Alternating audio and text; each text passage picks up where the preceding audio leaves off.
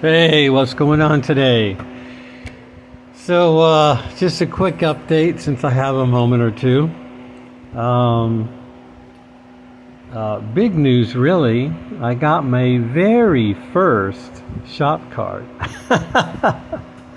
from Kyle over at RKD Scaleworks, or at Kyle D. Hart's Scaleworks. Kyle's a pretty laid-back modeler. He's a pretty cool guy. He's like me. He'll build a model of almost anything, but mostly cars. He's an open wheel expert. He not only builds a car, but he knows the drivers, who won the race, what races the car was in, all that kind of information I would never know. So you want to check out his channel, cruise through his builds. He's always got something interesting. And he wrote some nice words on the back. Thank you, Kyle, and I really appreciate it.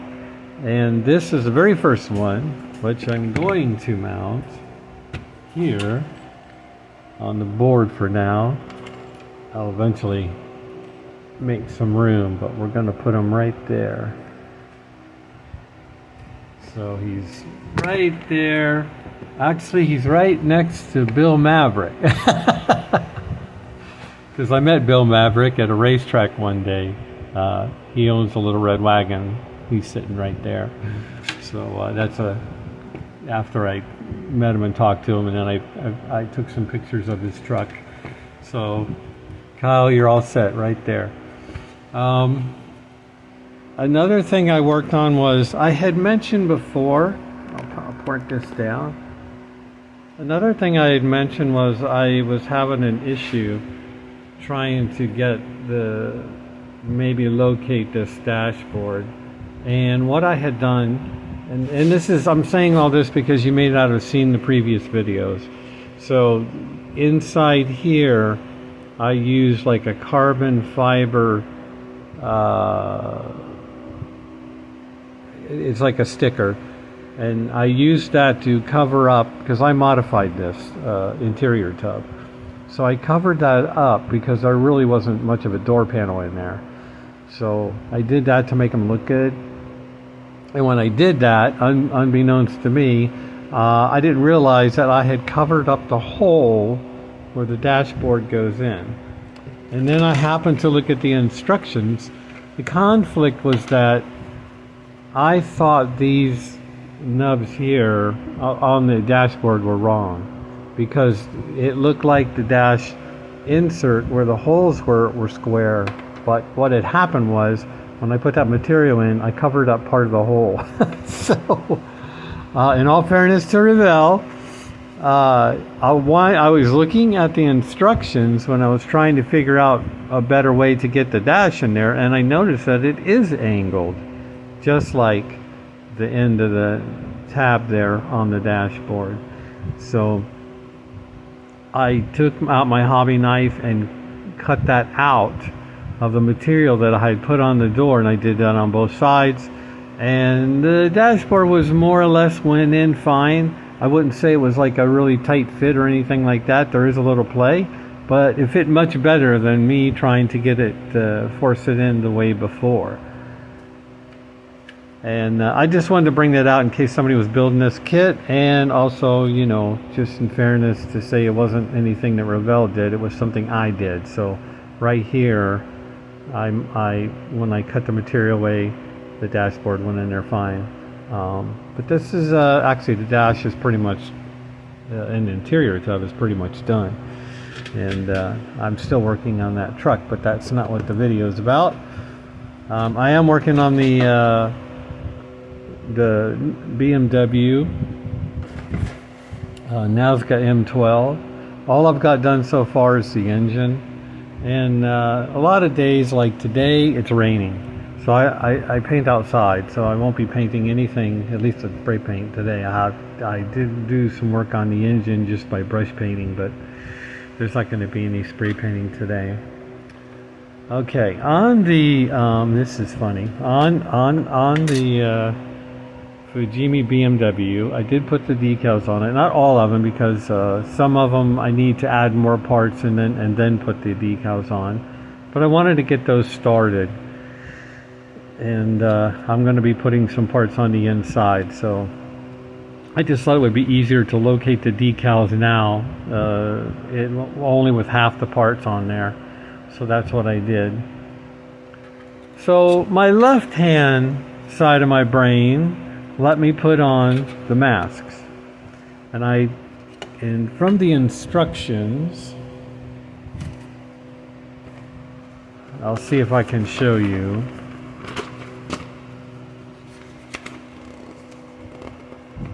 Sorry, I meant to be ready this time, but I never can seem to get that done. So here is the instructions, and you'll notice here, it just says attaching a windows, and then it shows the window going in. There's probably more information here, but in Japanese, but I can't read it. Even there, it does not specifically say where to put the mask, on the inside of the glass or the outside of the glass, okay? And I should have thought about that a few minutes before I just jumped ahead. But the left side of my brain's going, yeah, these go on the outside of the glass. Okay, so I had them all installed. And then I didn't have time to paint it, so I had it sitting on the bench for a couple days. Then I came back to it. I had a little time. I came over to the bench and I said, I need to paint this flat black so I can take this to the next section of the building, the model. So I'm outside, and the right side of my brain is telling me, no, you got to paint the black paint on the inside, even though the masks are on the outside. So for some reason, real quickly, that's what I did. And then I got it back inside, and then I started thinking about it, and I'm going, that's not right. And it's like, oops.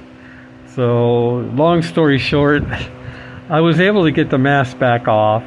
I'm going to have to see if I can strip this black paint off.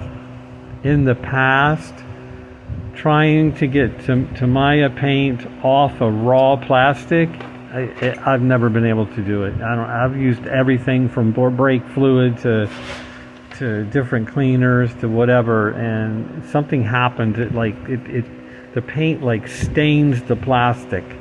So I'm going to try in a little spot in a couple places and see if it works.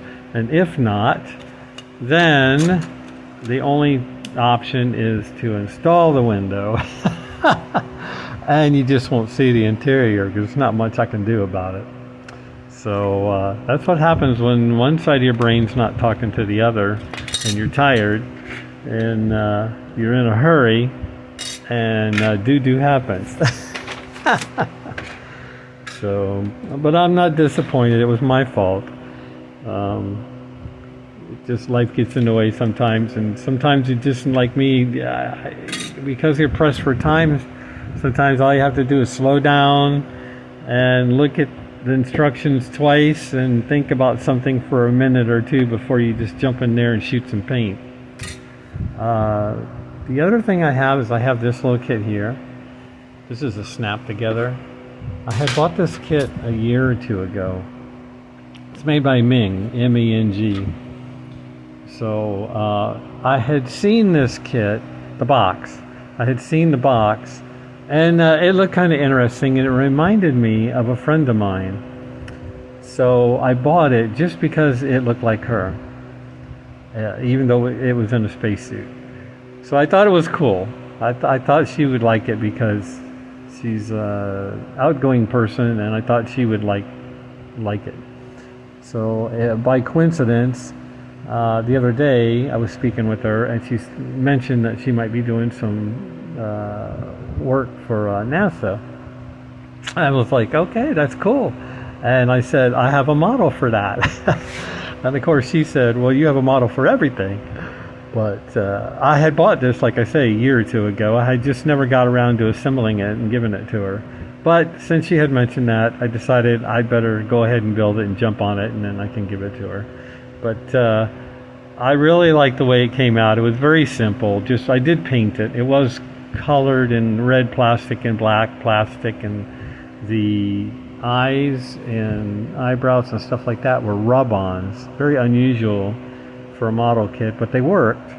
They actually gave you extras in case you messed them up, like 4 eyes and 4 or 6 eyebrows, something like that. But in case you made a mistake, there were 2 face options, but they weren't very different.